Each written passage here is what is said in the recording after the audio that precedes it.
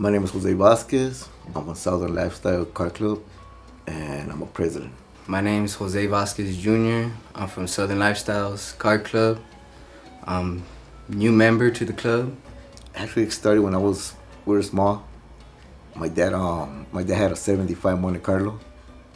And one time he came out of the from the theater, and he came down Whittier Boulevard, and I seen all these lowriders, and it was nice. Ever since I love lowriding, since a kid. But when I got older, I got me the same kind of car my dad had, a '75 Monte Carlo. That's what I have right now, and I loved it ever since. And I want to pass on that to my kids. And my son already has a lowrider. He's building his own car. Proud of him. My daughter loves lowriding. She's 10 years old. She's been raised lowriding. So I want to pass that culture to them so they can enjoy it. And it's a family thing, and it should go on and keep getting stronger. Damn, since I was small, since elementary, always been around it. I could remember every time I'll see like a classic car, I always catch my eye. I always have to break my neck watching it, And that's Dom's car already. That's my son's car already. That's how I see it. But I mean, they really love it. My daughter loves it. She really asks me Sundays, are we going cruising? I love seeing that, I wouldn't picture myself back then being like this, having kids or nothing, I didn't picture that, but honestly, the car, keeps me out of trouble. All those cars, the nice colors, paint jobs, the bodies, everything, pinstripe, all that. That's the best thing about being out there. That's what people, they haven't been out there to look at a lowrider, you gotta go.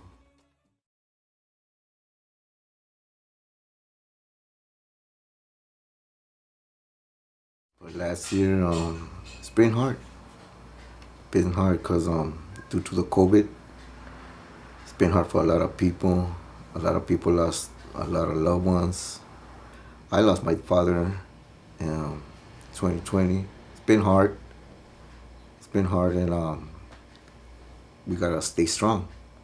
As much as it hurts, we gotta keep pushing. And that's the good thing about the lowrider community, that they help each other to keep pushing, make shows to make fundraisers to help each other for funerals, for their families, and we all stick together.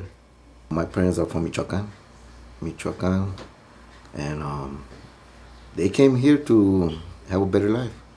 They gave us a lot of good advice. We took them, and we're a big family. We look out for each other. That's what they showed us that's how they grew us up.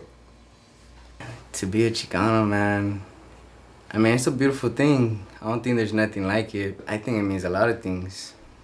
First of all, hard workers, never give up, no matter what the case may be. We do what we gotta do for our family. And at the end of the day, our hands might be dirty and grimy, but we're taking care of our family. We have a roof over our head. And I feel like that's what it means to be Chicano, hard workers, no matter what. I'm proud of being a Chicano. Our culture, brown skin, our background, our food. We love it. Everything we've been through, people thought we weren't gonna be here, but look at us, we're here and stronger than ever. We gotta keep getting stronger. So the word Chicano, to me, can actually be very well defined by this book, and it says, a Chicano is a person who is proud of their heritage, a person who is responsible and committed to helping others of his people. The Chicano is a person who may be working class or middle class. He may aspire to have material things or to reject them, but he is a Chicano because he is not ashamed of his heritage, nor does he aspire to be something that he is not. Once the word is accepted, the person who accepts it philosophically accepts his heritage and his brown skin without any shame or reservations. To me, the word Chicano is an ideology, it's a lifestyle, it's not just a word. It forms who you are as a person, your ideals, your morals, the things you even just don't like. That's why you can have many different representations of what a Chicano is. Well, the word Chicano has a number of meaning, a great array of meaning.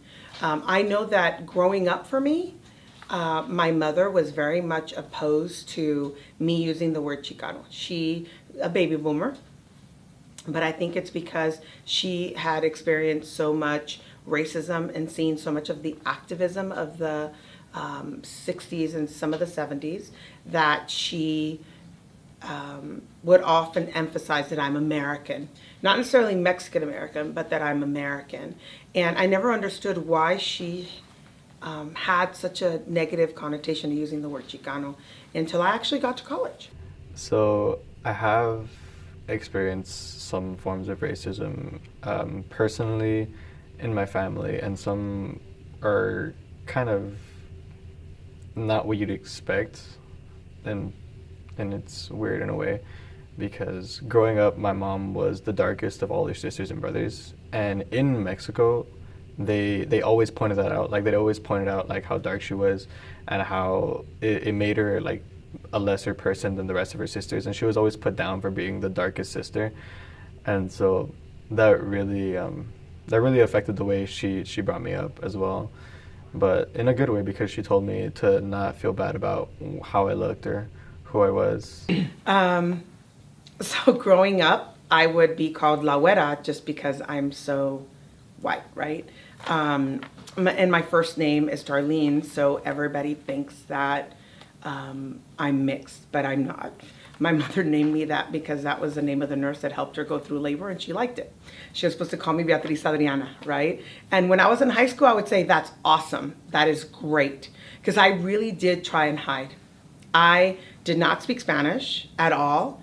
If people needed me to translate, I would pretend I didn't understand. My Spanish was very much broken. And, you know, again, I'd be called La Güera left and right, but I was really stuck up, and I would just pretend that I didn't even understand what people were saying. And I remember sitting down in class thinking, God, I feel so sorry for them, because in life they're gonna have such hardship, right? Oftentimes, because I worked actually in downtown LA, I started in a sweatshop, and the owner realized that I had a brain, and eventually he had me working in his shop where they sold the clothes. And doing all kinds of managerial job there, even though I was a teenager. And I saw the way people were treated when they weren't so fair, you know. And I just thought time and time again, thank God that I'm not that dark. And when I got to college, I just realized how wrong I was in my thinking, that I should have a lot more pride in who I am and what my roots are. I know there's been so many, because the way we look, some are bald, guys, tattooed, but in reality, I mean, they shouldn't judge anybody by the way they look. I mean, yeah, there's been people that they think, oh, he's a bad person because he looked like that. But nah, you'll be surprised that kind of person could be the best, one of the greatest person you'll ever meet. Yeah, sometimes they look at me because I'm bald. It's all understandable, but don't judge anybody by their cover. I mean, not everybody is the same. I think they're wrong. You could be out there and you could catch every type of person out there enjoying the cars. As long as you're good vibe, good intentions, it's all cool. There's some bad people out there, but I mean, there's no way to control that. Just push forward and, you know, stay on positive vibes. I was born in East LA, but I didn't really grow up there. I grew up in South Central. We moved when I was 5. But going back and visiting friends and seeing that, I love seeing lowriders, right? And I would really be mesmerized by what the cars could do, and that sense of pride. But again, my mother and my family had completely negative connotations to it. So we were not allowed to be anywhere near them, or even look at their vehicles, right? I've been in a couple of instances where I've gone to parades and I've seen some of them, and they're amazing. I love that a lot of the cars, at least in my opinion, are from the 70s, because to me it's like when the movement really started, right? So there's pride there, even though now it's harder to get them. And I have to say that if I see them on the freeway in the street, I smile like you will not believe, because to me it does represent a sense of pride and culture. that is very much Mexican and American, that is very much California, that is very much LA, right? I actually found a documentary on lowriders, and I watched all 5 hours of it. It was very interesting. I liked it a lot, and I only paid $5 for it. Very good. But it taught me a lot about how it came about and its beginnings, and it showed me that people really gravitated towards cars and to making them very extravagant because it was just a form of self-expression. It was just, I would say, sort of a coincidence that they decided to coincide. And it was just love at first sight. People loved customizing the cars. People loved seeing customized cars.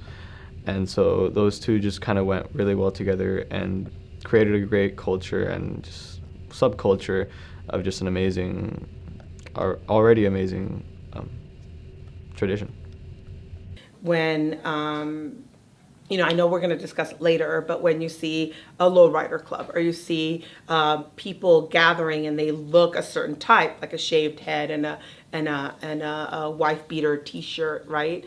And so they generally think that they're cholos or they're somehow related to something negative just because of the way that they've chosen to dress. So within the car club, or within the car scene, there's a bunch of subcultures, whether it be lowriders, hot rods, the street racers, and all those kinds of things. They are all labeled as one, although some are more well-known than others. And so the unfortunate part of that is that car takeovers, they just take over a street and do a bunch of sometimes really dangerous things. Like sometimes there'll be guns present on stuff, and it gives a really bad rap to a lot of people who are just trying to enjoy cars and be happy with the things that they have. Susan, good evening. They're just as dangerous as they are coordinated. They pop up at intersections just like this in the wee hours, and they're very difficult for law enforcement to get ahead of. It's stunts like these that can land people in jail or the hospital. Another set of outrageous street takeovers in South LA over the weekend. The first at Western Ave and Century Boulevard just before midnight. Use of cars as weapons are not victimless crimes. And they're certainly not a game or a vanity project or something to put on your TikTok or your Instagram. State Senator Henry Stern has introduced legislation to give more money to CHP to fight the problem and to increase the penalties. It's not just an inner city issue. Friday night in Beverly Hills.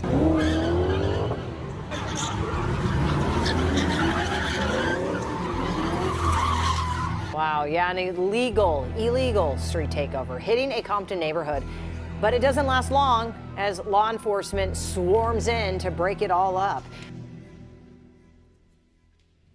So the media has definitely changed the way it portrays news. It stopped being more about factual coverage and it started being more opinion-based. So they want to be able to get good ratings and bring in a lot of views. And the way to do that is to depict these really terrible scenes, these shocking clips that bring in a lot of shocked viewers. They want to be able to bring people in, as many people in with as little information as possible, and then fill them in on what's going on so that they can manipulate the narrative of what these people are doing and who they are. The car takeovers and things that are violent are a minority, but then because people in general just like pointing out the negative things more rather than the good things, a lot of people see those negative takeovers, those people getting hurt, those accidents, and they're quick to label the whole car scene about being too violent.